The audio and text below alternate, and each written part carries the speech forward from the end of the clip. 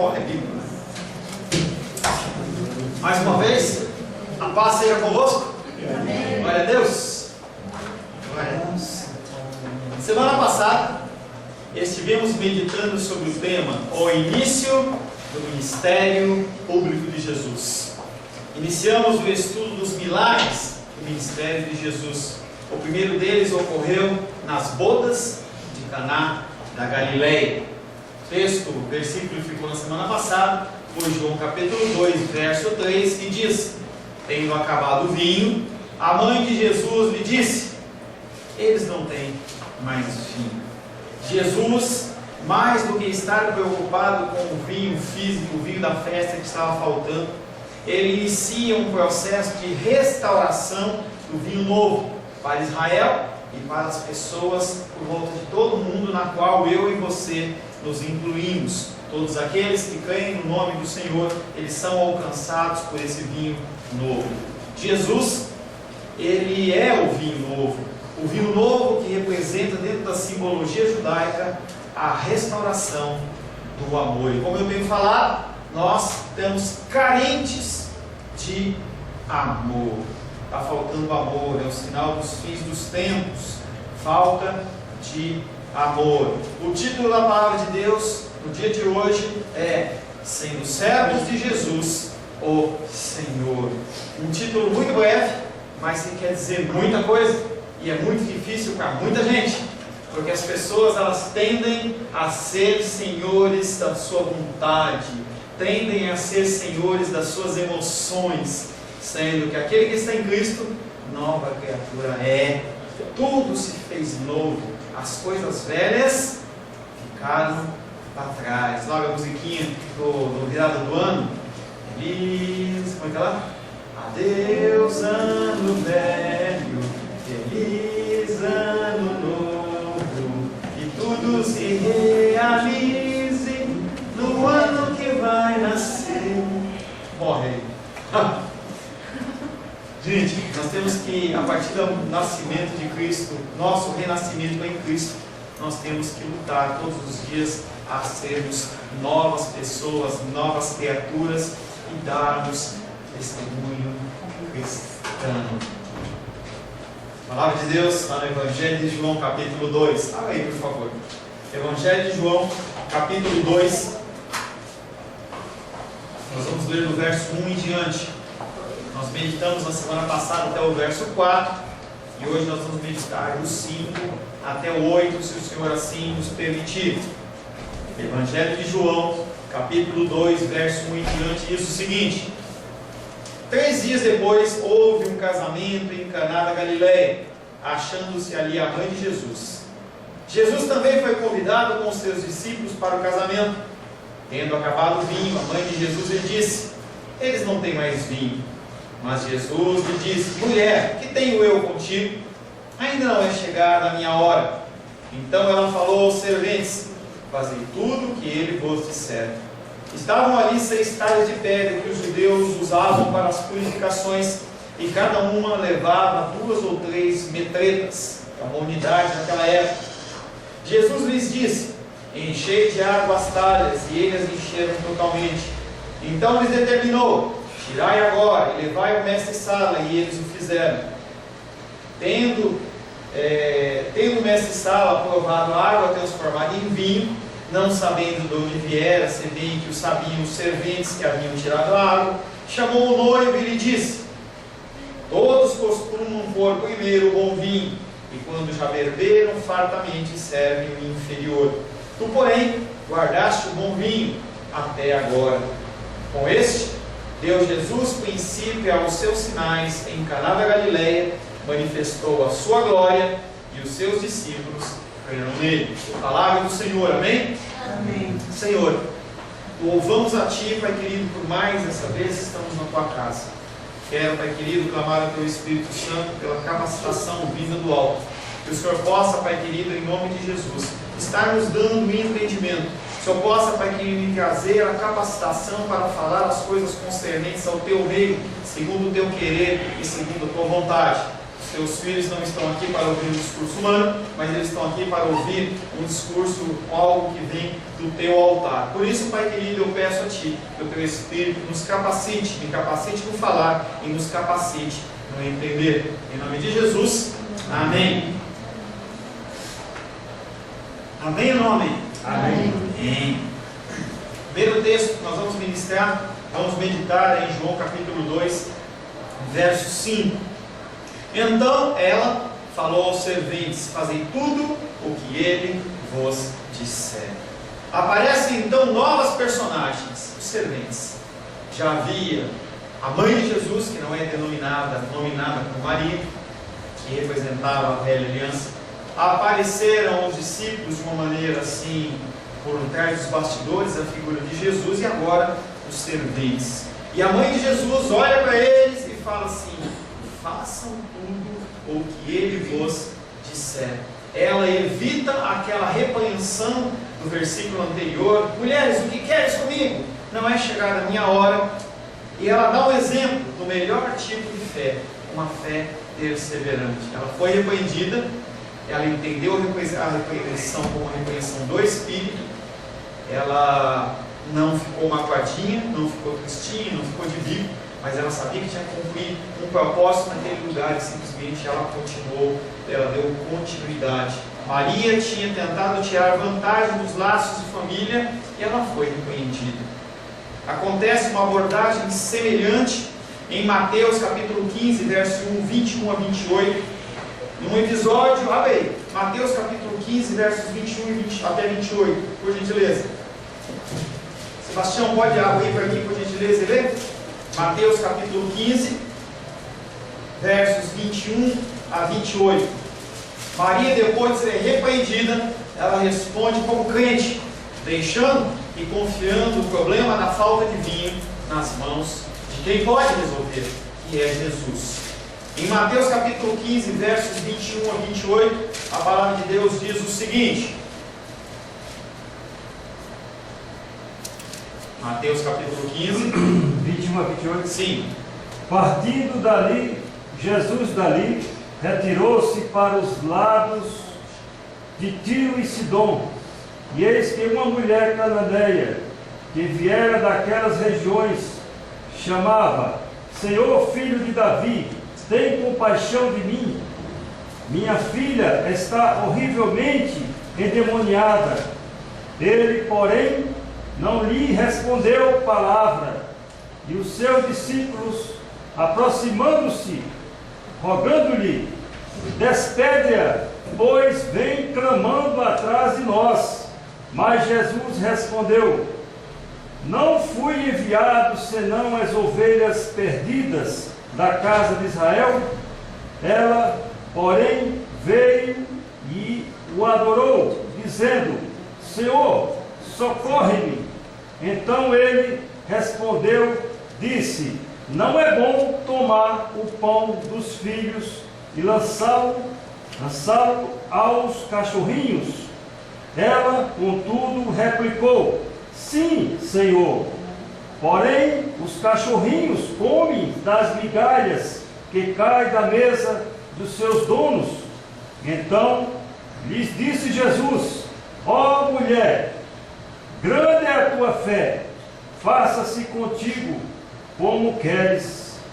E desde aquele momento a sua filha ficou sã. Glória a Deus.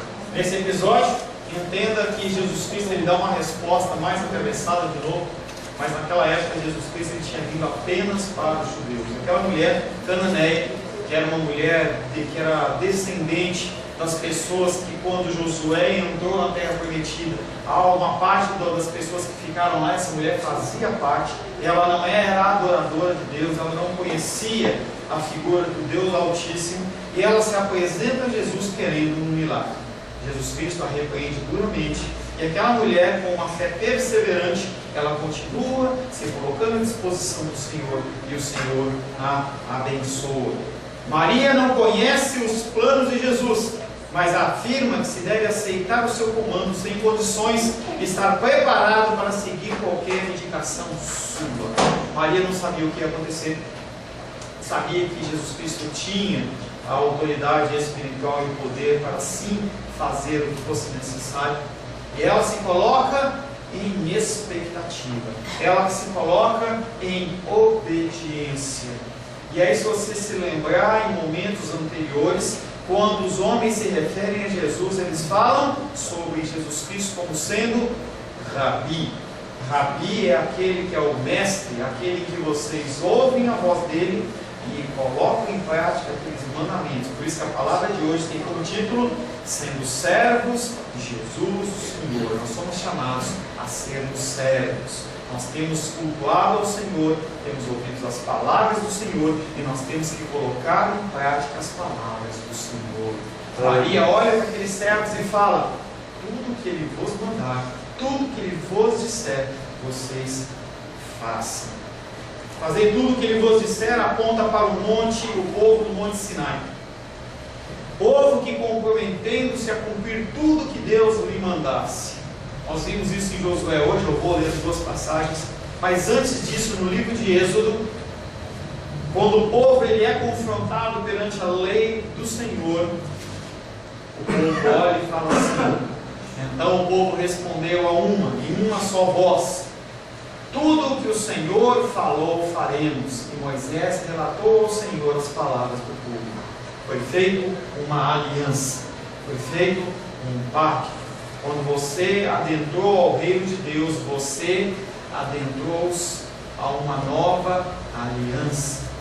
Você entra declarando que Jesus Cristo é o seu Salvador, mas também é o seu Senhor.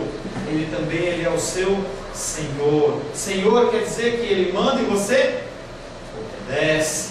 Você não tem mais vontade. Dentro do mundo espiritual, como nós cantamos, você é feito amigo, mas também como amigo você é escravo. Você tem que seguir o que Ele mandar. Você não faz o que você quer. E esse povo olha para Deus, olha para Moisés e fala assim: tudo que o Senhor falar, nós faremos. O contexto do livro de Josué, logo no finalzinho, nós estudamos hoje, 24. Josué 24:19 diz: então Josué disse ao povo: não podereis servir ao Senhor, porquanto é Deus santo, Deus zeloso, que não perdoará a vossa transgressão nem os vossos pecados. Josué, na despedida dele, no fim da sua vida, por volta de 110 anos, ele está prestes a morrer. O Senhor já tinha alertado ele, e ele vai se despedir daquele povo, e conta toda uma história de livramento. Ele falou de pela manhã isso, toda uma história de livramento. E aí o povo, no versículo 18, ele fala assim: nós vamos seguir ao Senhor, nós não vamos abandonar a Deus. Mas Josué era uma pessoa que ele vivia não como um rei, mas ele vivia ali no meio daquelas pessoas, passeando no meio das tendas, e ele via aquele povo como um povo idólatra, como um povo que havia saído do Egito, mas o Egito não havia saído deles. Eles continuavam adorando a outros deuses, tinham outros senhores além de Deus, o Senhor. E ele, quando observa isso, observa a resposta daqueles homens, ele olha e fala assim: vocês não vão conseguir servir a Deus, porque Deus é um Deus zeloso. E aí o povo, na sequência, em Josué 24, 21, responde mais uma vez. Então disse o povo a Josué: não, antes serviremos ao Senhor. Quão dura é você dizer uma coisa para o Senhor e você não cumprir. Você tem ouvido a palavra de Deus. Você tem sido abençoado com literaturas, com livro, a Bíblia ou outros livros, cursos de teologia, cursos online, uma série de recursos são colocados à tua disposição.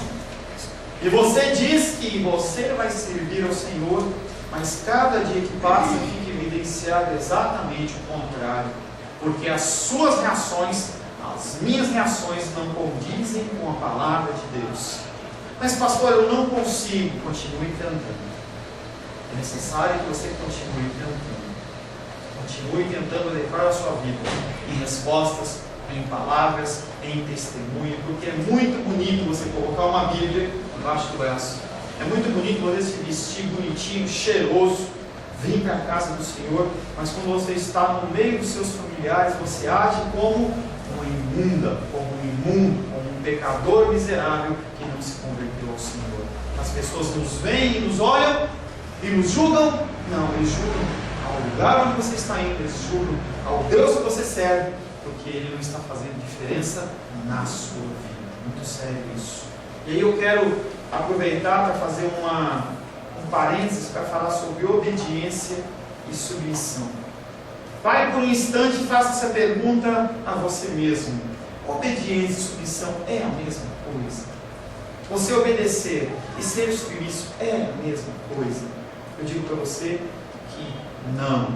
Hebreus capítulo 13, verso 17 diz: obedecei aos vossos guias. E o guia aqui não é um guia de macumba, é guias no sentido de rabi, de mestres. Obedecei aos vossos guias e sede submissos para com eles, pois velam por vossa alma como quem deve prestar contas, para que façam isso com alegria e não gemendo, porque isso não aproveita a vós outros. Para quem que você deve prestar submissão? Primeiramente ao Senhor, também a mim como seu líder espiritual, enquanto eu estiver falando as coisas que são do Senhor, aos seus líderes do trabalho, se você tem pai, mãe, essas autoridades, elas foram constituídas por Deus para que você fosse formado, você fosse forjado e você fosse tratado a respeito, conforme a forma que chama-se Jesus Cristo. Mas a quem que você deve obedecer? Romanos 13, verso 1 e 2 diz: todo homem cristão esteja sujeito às autoridades superiores, porque não há autoridade que não proceda de Deus. E as autoridades que existem foram por ele instituídas, de modo que aquele que se opõe à autoridade resiste à ordenação de Deus, e os que resistem trarão sobre si mesmos condenação. Sejam submissos a autoridades. Quando você não é submisso a uma autoridade, você está contendendo não com a autoridade, você está contendendo com o próprio Deus. Os profetas, em certos momentos da palavra de Deus, quando eles iam levar a palavra, levavam instruções, exortações, o povo não os ouvia. Ezequiel muito, e outros profetas, quando eles falavam para o povo tripudiava, o povo dava risada. E aí Deus olhava para ele e falava assim: profeta, não fica chateado, não fica triste não, porque esse povo não está rejeitando você, está rejeitando a mim. Quando você, como servo de Deus, como uma serva de Deus, é rejeitado, não entristeça o coração, mas entenda que as pessoas elas estão rejeitando não a você, estão rejeitando aquilo que você está falando, aquilo que está por trás daquilo que você está falando, que é Deus. É por isso que as nossas palavras, elas têm que ser palavras muito comedidas. Eu e Rosângela temos trabalhado muito isso na nossa vida, muito na nossa vida. Nós temos uma dificuldade, às vezes, de ser um pouco mais duro, ter uma resposta mais dura, entendeu? Isso não faz parte do perfil de um homem, de uma mulher de Deus. Você tem que olhar para a palavra de Deus e tentar moldar, inclusive, a sua voz, o seu jeito de falar. Falava com uma irmã que a palavra branda, ela acalma o furor. Você não tem que defender nada. Você tem que simplesmente ser brando. Nós temos que olhar para a figura de Jesus na cruz do Calvário, passando dores ali incomensuráveis, todo rasgado, sangrando, nu, semi-escarnecido. Ele não tinha paninho na frente, gente. Ele estava nu. Aqui dentro de uma imagem, por exemplo, um crucifixo dentro de uma igreja católica, por exemplo, não cabe um homem com as partes íntimas aparecendo. Então coloca-se um paninho, mas ele estava nu. Eles repartiram as roupas deles como sorte, está lá no livro. Tá? Então ele estava nu, foi escarnecido, estava sentindo uma dor enorme. Uma vez eu vi uma ministração em que se colocou as pessoas com os braços abertos, segurando algo como uma cruz, só aquele madeiro, e a pessoa tinha que simplesmente manter aquilo erguido. As pessoas gemiam, aquilo ali faz com que o seu corpo, a musculatura aqui não consegue segurar muito tempo, então o corpo ele decai e o seu braço fica preso assim, começa a faltar o ar, você não tem como respirar direito. Jesus Cristo, em vez de murmurar, em vez de amaldiçoar, em vez de dar uma resposta bruta para aqueles que falavam para ele: desce aí, se você descer a gente vai acreditar. Você lá falaria o quê? Você vai ver, hein? Espera o dia do Senhor, quando eu voltar com o reto juízo. Não, Jesus Cristo olha para aqueles homens, olha para aquelas mulheres, entendendo que eles são carentes de misericórdia, eles não conhecem, eles não sabem o que estão fazendo. E aí Jesus Cristo vendo isso, olha para eles e fala assim: Deus, perdoa-os, eles não sabem o que fazem. Mas pastor, quem fez isso foi Jesus, o próprio Deus. Estevão fez a mesma coisa. Estevão sendo apedrejado, depois de fazer toda uma defesa, eles colocam Estevão numa parede, começam a apedrejá-lo. E essa é uma cena que eu fico tentando montar na minha mente, aquele homem vendo aqueles pedregulhos do corpo, ossos sendo quebrados, pedras batendo nos seus genitais, batendo no rosto, quebrando o dente. Aquele homem foi apedrejado até a morte. E no momento antes de ele morrer, ele olha para aqueles que estão apedrejando e fala: Senhor, perdoa-os porque eles não sabem o que fazem. E nós, quando somos confrontados com pequenas situações, nós simplesmente deixamos transparecer o nosso antigo eu. O nosso antigo eu. E Deus fica triste, porque o nosso testemunho não é um testemunho cristão. Obediência e submissão. Entenda que obediência é uma manifestação externa, enquanto a submissão é algo interno. Você pode obedecer a alguém. Nós que temos pais, ou nós que fomos filhos, muitas vezes nós obedecíamos os nossos pais, porque eles mandavam. A gente saía bufando, parecia aqueles boi bravo. Todo mundo fez isso. Eu fiz isso. Minha filha faz isso. Cada um de nós fez de alguma maneira, mesmo que o pai não via, porque se eu fizesse isso com meu pai, mas eu fazia escondido. Depois que eu estava escondido, porque ele não estava me vendo, eu dava uma de machão. Eu acabava obedecendo, mas eu não estava sendo submisso. Se você puxar pela sua memória algumas lembranças, tenho certeza que você vai encontrar momentos em que você obedeceu e não se submeteu. Né, Gabi? A intenção do coração, ela conta em todo mundo. Quando você faz a coisa no oculto, Deus está olhando. Os olhos do Senhor estão sobre toda a terra. O objetivo dele não é vir com um tacapo batendo no chão. Rosário pecou, eu vou bater nela. Não é isso. Mas os olhos dele estão em toda a terra, sobre o que eu falo, sobre o que eu faço, sobre o meu modo de agir. Quando eu tiro essa gravata, quando eu tiro essa camisa social, essa calça social, em que eu estou com a minha bermuda, que Deus olha e fala assim: vamos ver se ele é pastor mesmo. Isso não acontece só com você, acontece comigo. Um exemplo maravilhoso de submissão e obediência está em Daniel. Daniel capítulo 3. Não vou fazer você ler, não, vou contar a história rapidamente. É uma história muito conhecida. Porque aquele homem, ele era obediente.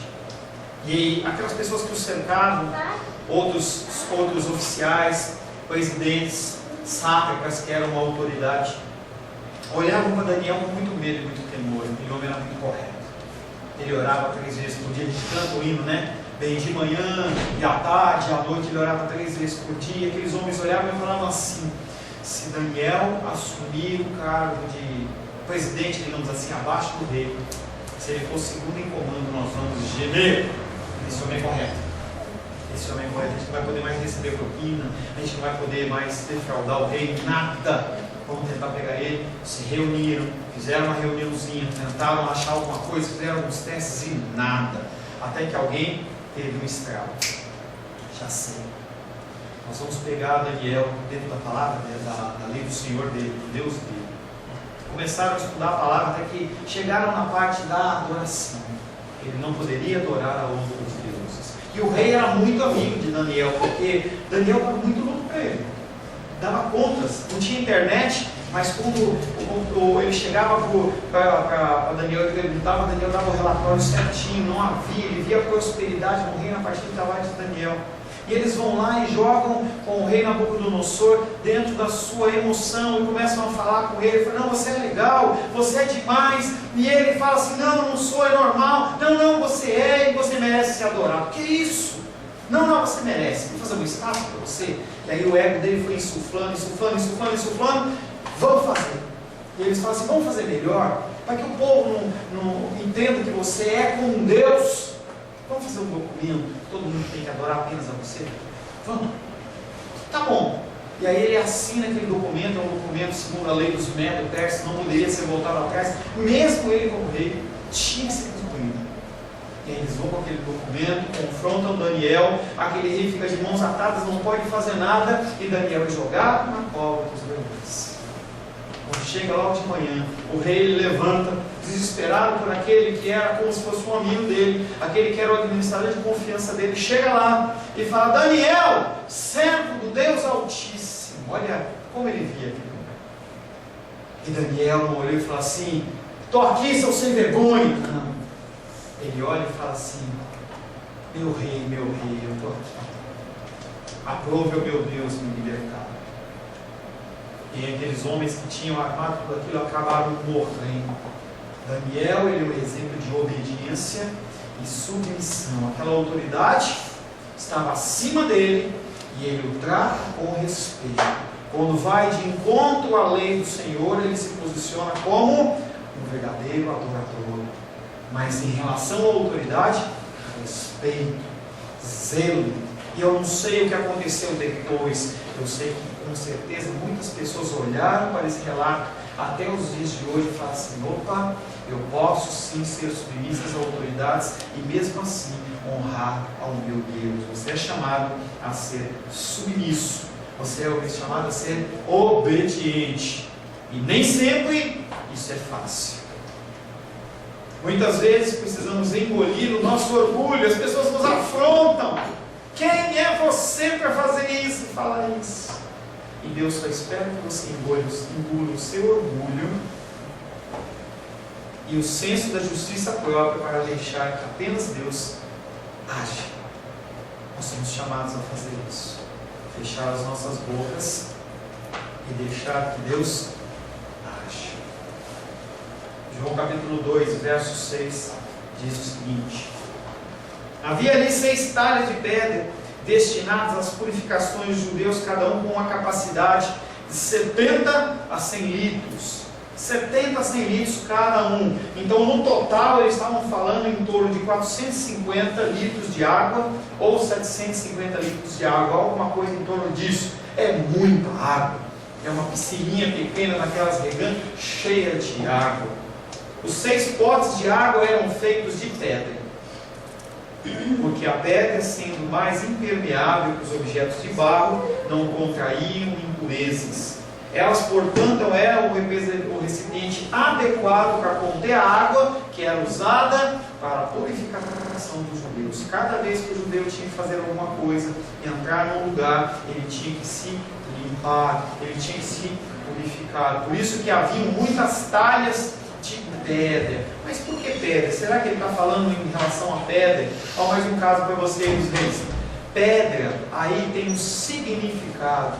Ele aponta primeiramente para o Êxodo 31, 18. As tábuas do qual foram feitos os 10 mandamentos eram tábuas de pedra. Êxodo 31, 18 diz: e tendo acabado de falar com ele no Monte Sinai, deu a Moisés as 2 tábuas do testemunho, tábuas de pedra, escritas pelo dedo de Deus. A pedra também recorda algo que fala da antiga aliança, um coração que era de pedra e que ia ser substituído por um coração de carne. Ezequiel capítulo 36, verso 26 diz: dar-vos-ei coração novo, e porei dentro de vós espírito novo, tirarei de vós coração de pedra e darei um coração de carne. A necessidade contínua de purificação dentro da antiga aliança procedia da consciência da impureza, ou seja, da indignidade criada e apontada, revelada através da própria lei. Se não houver a lei, você não sabe que você está pecando. Mas a partir do momento em que você lê a palavra de Deus, em que você ouve a palavra de Deus, os seus pecados, eles são mostrados. Quando a luz, ela vem sobre as trevas, que é a minha vida e a sua vida, os nossos podres, os nossos pecados, eles começam a aparecer. E eu vou dizer para você que eu não alivio com você, porque Deus não alivia comigo. A pessoa vem falar comigo, querendo que eu fale para ela assim: você está certo, bate nisso. E aí a minha vontade de fazer isso, mas Deus fala para me fazer. Deus fala assim: olha, fala isso para o meu ouvido, fala isso. Entendeu? Porque ele tem que crescer segundo a palavra. Se ele não crescer segundo a palavra, ele vai continuar do mesmo jeito que ele está. A lei acaba por ser não uma mediação, mas sim um obstáculo. E ela, portanto, que faz faltar o vinho nas noites de núpcias, ou o amor nessa aliança. A própria lei, ela acaba gerando para você mais do que um obstáculo, porque você, pela sua força, você não consegue mudar. A palavra apresenta para você um pecado, você olha aquele pecado e fala assim, é a minha cara, e você não consegue mudar, porque quem faz essa mudança chama-se Espírito Santo de Deus, que convence você do pecado, da justiça e do juízo. Eu, como um porta-voz, tenho a obrigação de falar a palavra de Deus, que é a luz do mundo. E essa luz, ela vem sobre a sua vida e escancara a sua vida, não perante mim, mas perante ao Rei dos Reis. E você começa, se você não tem um coração endurecido, se você já tem um coração que era de pedra transformado em carne, você começa a ficar constrangido. Você começa a falar assim, eu preciso mudar, tem algo que não está certo. E esse é o objetivo da palavra. Por que Jesus Cristo curava no sábado? Muitas pessoas perguntam, por que ele não deixava para curar no segundo? Ele estava apresentando para os homens o pecado do coraçãozinho deles. Olha a lei, eles olhavam a lei como um método, como um checklist. E nem quando você vai viajar. Quando a Glendite veio para Londres, ela vai fazer o Londres. Amém? Amém. Glória a Deus. Entendeu? Está muito quente aqui, ela vai lá pegar um fogo em Londrina. Tá? Profetizando, hein? Você vai falar amém, hein? Senão não cola, hein? Aí faz aquele checklist, o que eu preciso levar de viagem?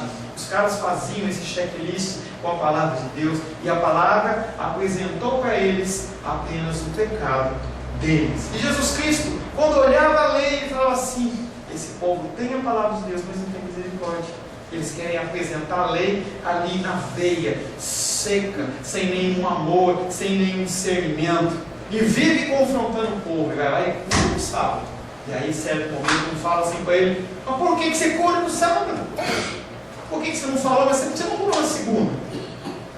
Você está quebrando a lei de Moisés. E ele olha para aquele homem e fala assim, se o teu boizinho, se a tua ovelhinha cair num buraco, você vai deixar ela morrer, mesmo sendo dia de sábado, ou você vai dar um jeito de tirá-la? Se você vai fazer isso com a sua ovelhinha, por que eu não posso fazer com o Filho de Deus? Misericórdia sendo apresentada através da palavra. A indignidade do homem diante de Deus, ela é revelada pela lei. O homem se sente indigno sempre, e quando submetido a um esforço constante de reconciliação com ele pela força humana, não consegue demonstrar amor. Se você ficar tentando mudar, você vai endurecendo o teu coração, porque você vê que não consegue, e cada vez seu coração fica mais duro. Mais duro. Por isso você precisa do Espírito Santo de Deus. Coração de pedra trocado por um coração de carne, de um elemento natural por um elemento espiritual. A partir do momento que você tem um coração de carne, você fica sensível ao Senhor, sensível aos ensinamentos de Deus. Deus, ele fala e você se sente incomodado. Estava dando aula lá, o pessoal em Taguatinga, e aí eu estou dando teologia pastoral e eu bato forte no povo lá.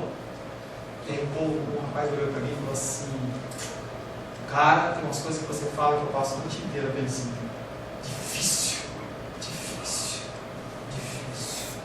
As purificações prescritas pela lei eram aparentes, elas eram externas, e por isso mesmo inúteis e ineficazes. Não eram realmente meios para a restauração perante Deus.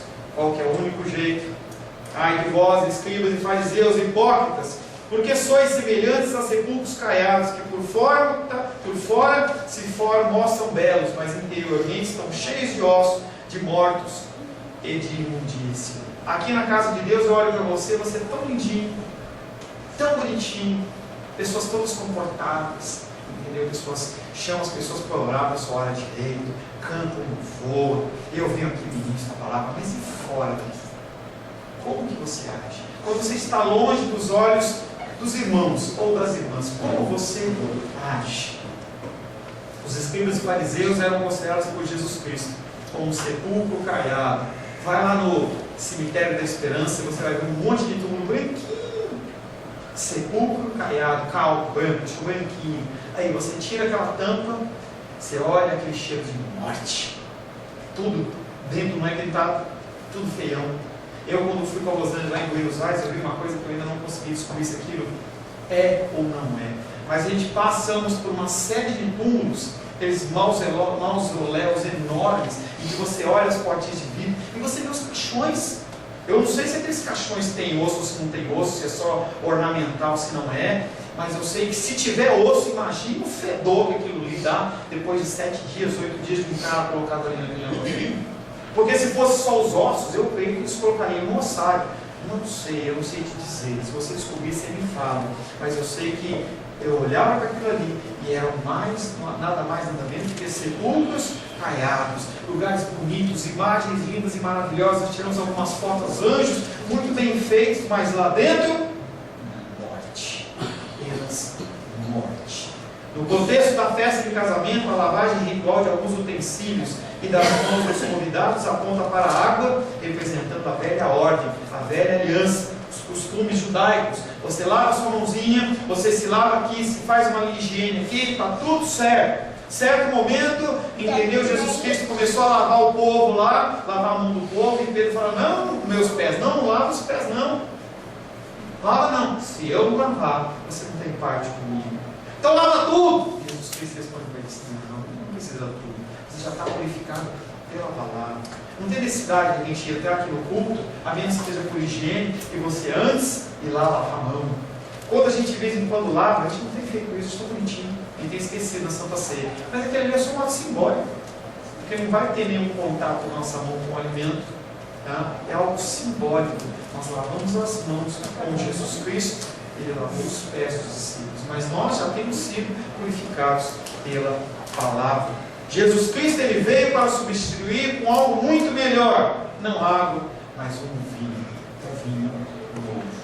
João capítulo 2, verso 7 diz: Jesus lhes disse: enchei as talhas de água. E eles encheram até as bordas. E eles devem ter ficado bem confusos em relação àquele mandamento. As talhas estavam vazias, com certeza ele ia mandar encher de novo. Ele não falou para trocar as águas, simplesmente ele falou para encher de novo. Encher aquelas talhas. Eles foram lá e encheram. Ligaram para a Caesb, libera aí uns litros de água aí, encheram de água. Não lembra como hoje que você abre a torneira e sai, gente tinha um pouco mais de dificuldade. Teve trabalho para juntar em torno de 500, 600 litros de água, é muita água. Dirige-se aos serventes que, por indicação da sua mãe, são dispostos a executar o que lhe disse.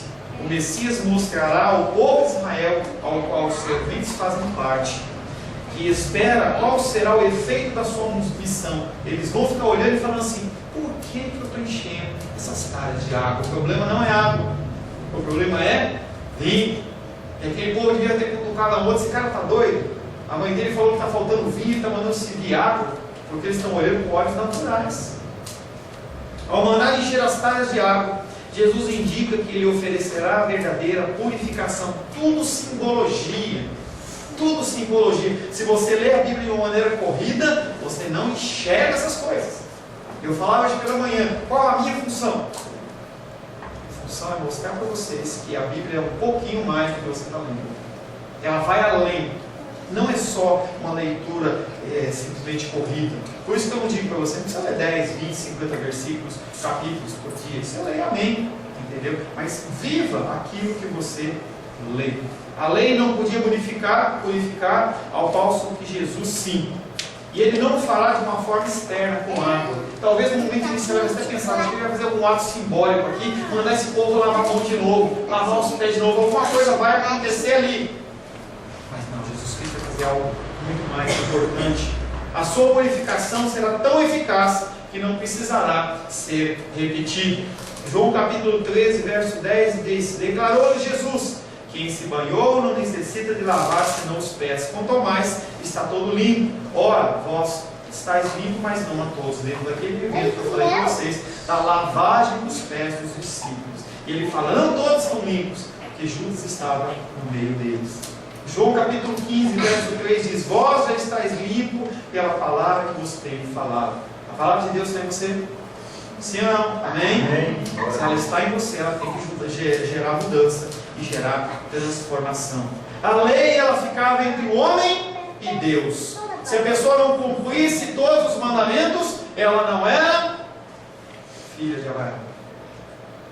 A lei acabava interpondo. Quando Jesus Cristo vem, ele veio para ser o único intermediário, não há outro.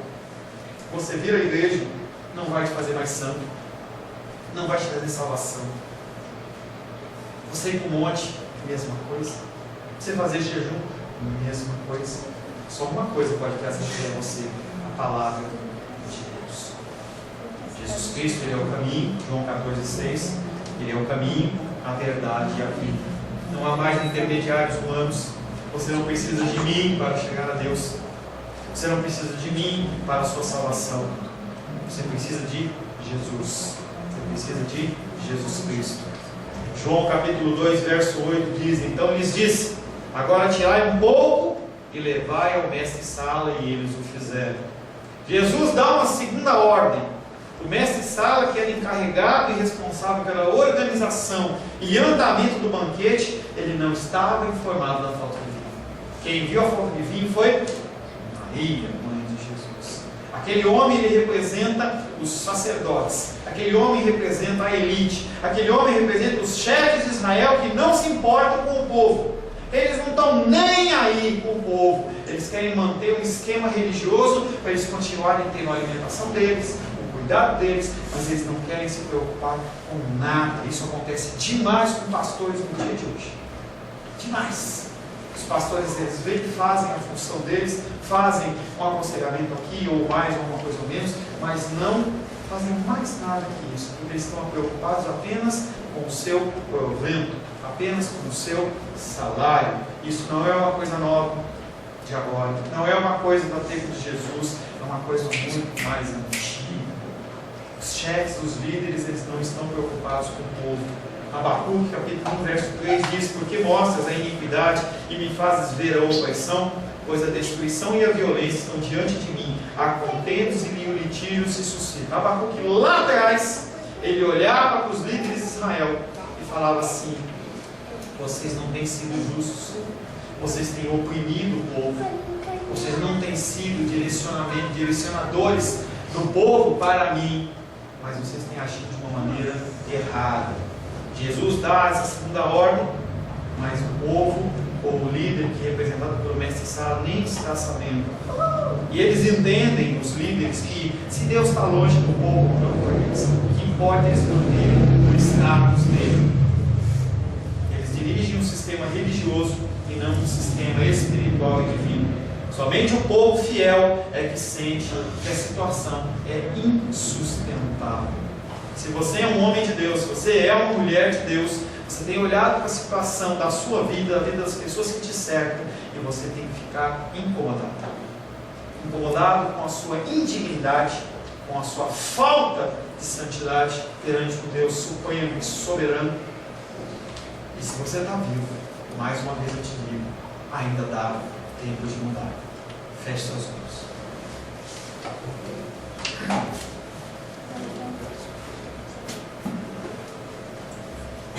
Senhor Deus, soberano Senhor, maravilhoso conselheiro, Deus forte, Pai da eternidade, príncipe da paz, que reina, que é para sempre, Alfa, Ômega, maravilhoso Deus, nós nos curvamos à Tua presença, nós adoramos a Tua santidade, nós nos curvamos à Tua majestade, Pai. Como indignos, como pecadores, como servos que não obedecem ao Senhor. Sim, Pai, nós confessamos o nosso pecado. Eu confesso o meu pecado. Não tenho sido obediente à Tua palavra. Mas o Senhor, Pai querido, não me dá mais uma oportunidade. O Senhor dá mais uma oportunidade para todos aqueles que ouvem esta palavra, de curvar a sua cabeça, colocar os seus pecados aos pés da cruz, e começar uma mudança gradativa de caráter, mudança gradativa, Pai querido, na santificação.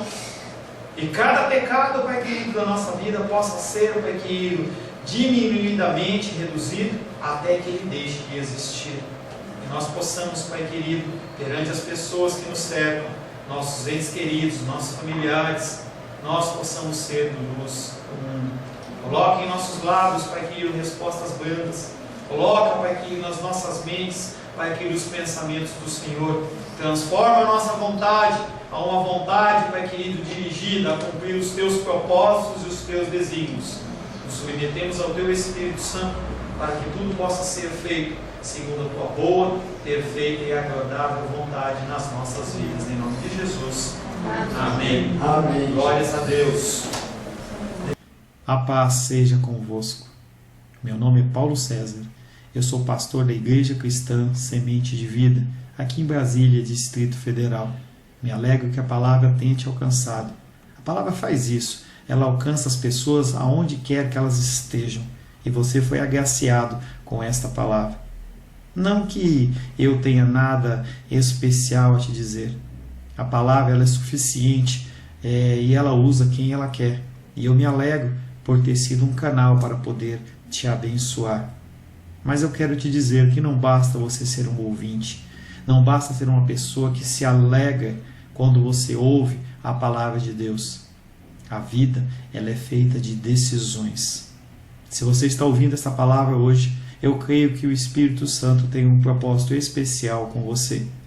Muito mais do que prosperidade, muito mais do que uma cura física, uma cura emocional ou espiritual, Ele quer te alcançar para a vida eterna. Nós investimos nosso tempo, nós investimos as nossas forças em coisas terrenas, mas o Senhor ele tem muito mais a oferecer.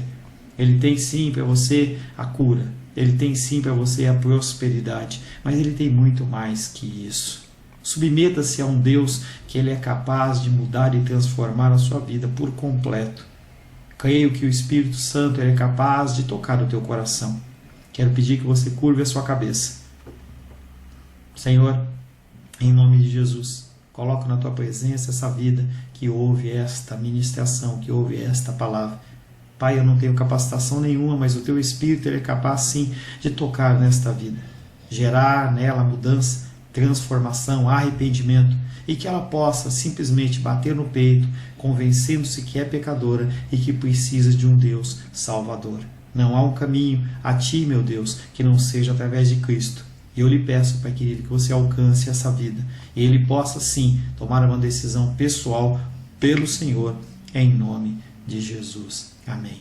Amém, meu querido. Amém, minha querida. Fico contente que você esteja ouvindo essa ministração até o fim. E peço que você não se limite a ouvir os cultos pela internet. Você procure perto da sua casa uma igreja, um lugar que proclame a palavra do Senhor. Eu oro para que o Espírito Santo te direcione nessa busca, porque muita coisa tem sido oferecida que não é o Evangelho. Eu abençoo a sua vida em nome de Jesus. Amém.